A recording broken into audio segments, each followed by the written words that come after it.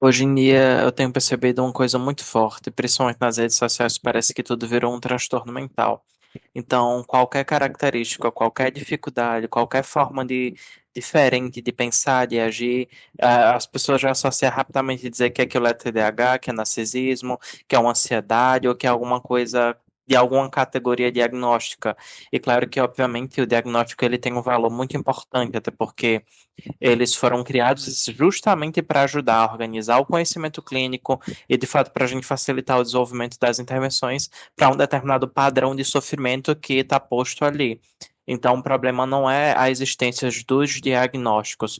O problema é quando a gente começa a reduzir toda a experiência humana a rótulos.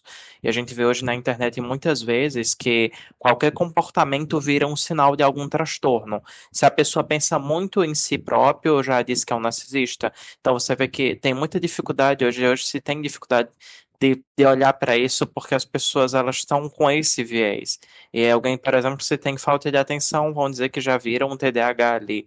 Isso cria uma cultura que parece que toda variação de comportamento humano precisa caber dentro de uma categoria psicopatológica.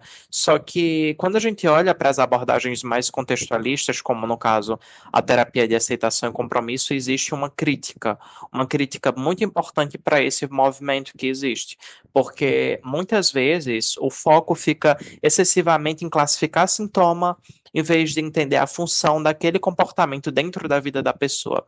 Ou seja, em vez da gente se perguntar só, poxa, qual é o diagnóstico? Talvez a gente precise olhar, na verdade, poxa, o que é que está acontecendo de fato na vida dessa pessoa que faz com que esse padrão de comportamento tá fazendo com que ele venha aparecer.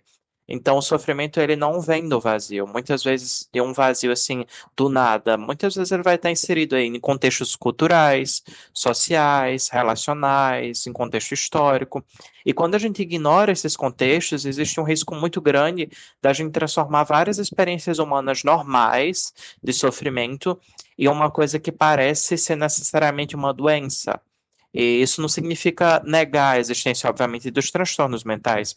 Eles existem sim, eles precisam sim ser levados a sério, mas isso significa também a gente olhar com a importância da gente parar para lembrar que o ser humano ele é muito maior do que qualquer diagnóstico. Então, muitas vezes, o foco ele fica só na redução de sintomas, quando talvez, na verdade, a gente precisa olhar, poxa, o que é que essa pessoa de fato está conseguindo construir?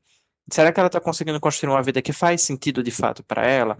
Porque você veja que a dor, frustração, medo, tristeza, conflito faz parte da nossa própria condição enquanto ser humano. E às vezes a gente tentar eliminar completamente, totalmente essas experiências, a gente acaba meio que. A gente se afasta de uma coisa que é básica, que é eu aprender a viver com elas e de uma forma mais flexível para mim, de uma forma mais significativa para mim. Então, talvez o cuidado esteja em usar diagnósticos como ferramentas clínicas e não necessariamente como definições de uma identidade de alguém. Então, veja que, no final das contas, uma pessoa nunca vai ser só aquele diagnóstico. Ela vai ser uma coisa muito mais complexa, movida por fatores biológicos, sociais, psicológicos, e muito mais de qualquer coisa nesse sentido que possa ser dado.